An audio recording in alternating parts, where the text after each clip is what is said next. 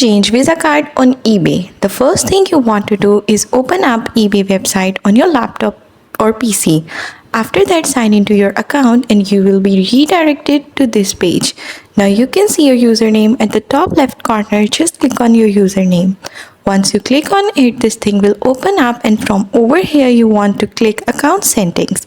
Once you click on account settings, it is going to take you to the account settings page. Over here you can see the payment option, so just click on it. Once you click on payments, it's going to take you to the payment section. As you can see, I have already added a card.